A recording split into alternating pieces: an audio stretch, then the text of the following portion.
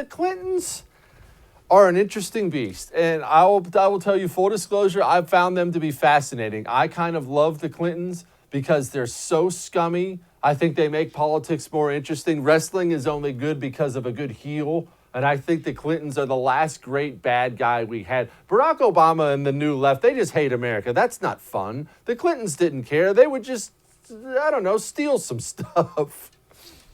I couldn't agree more. These guys are so scummy, and they're so, just the way they operate is so pay for play and transparent that you almost have to admire their chutzpah. I mean, if they didn't have a D next to their names, and they wouldn't be kind of, Democrat royalty. I mean, these guys would have been run out on a rail in the early 90s in Arkansas already. Explain what happened. So people are going to forget this because it was any one of 8,000 scandals or made-up scandals under any presidency. It just all gets drowned out by people. Explain Hillary Clinton more specifically in Libya. What happened? Well, in a sense, we don't know the full extent of the corruption. But the basic outline is this: I was a big critic of U.S. involvement in Libya because at the time it was early in 2011, right in the middle of the Arab Spring. So you just had Tunisia fall, and then you had Egypt fall, and there were starting to be stirrings in Syria also. And really, what the Arab Spring was a Muslim Brotherhood takeover of the region, a toppling or attempted toppling of all of either our allies or all of the Arab governments in the region. These guys managed to convince the Clinton State Department and the Obama administration that it would be very good for the U.S. to come out on the side of the Muslim Brotherhood and the protesters on Al Jazeera and the commentators on Al Jazeera by helping depose Gaddafi at the time. Nobody ever had a plan for what to do the next day. This is something that we needed to do, and we needed to do right away, very fast. And Hillary Clinton famously said, "We came, we saw, he died," about Gaddafi.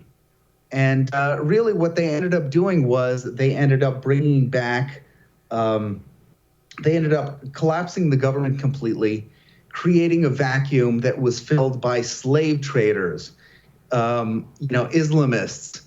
We ended up getting whacked in Benghazi, for something utterly predictable.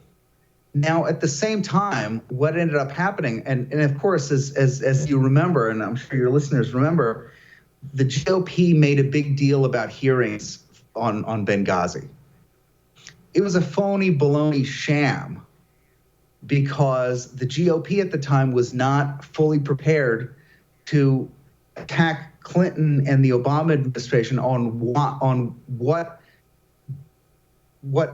terrible reasons they went in to Libya for in the first place, because largely they supported them. So they could always sort of make partisan noise. But some of the things that came out at this time was how Hillary was working with her old buddy Sidney Blumenthal to get contracts in post to get military and oil contracts in post Gaddafi Libya. So you had that going on. You had all kinds of other nonsense going on with the Clinton Foundation subsequently, and it was just a mess, and nobody talks about it. And the GOP doesn't talk about it, which I think is a scandal, because almost every Republican in Congress at that time was lined up in favor of taking out Gaddafi and lined up in favor of that war, and not a single person asked, "Hey, what happened the next day?" And I think that's unforgivable. And thank goodness that it's now 2020. It's almost a decade later, and the GOP is a different party. Hey, thanks so much for watching the first on YouTube. If you liked what you saw, go ahead and like and subscribe. You heard me. Like it, subscribe. You'll get a lot more of it and a lot more of me.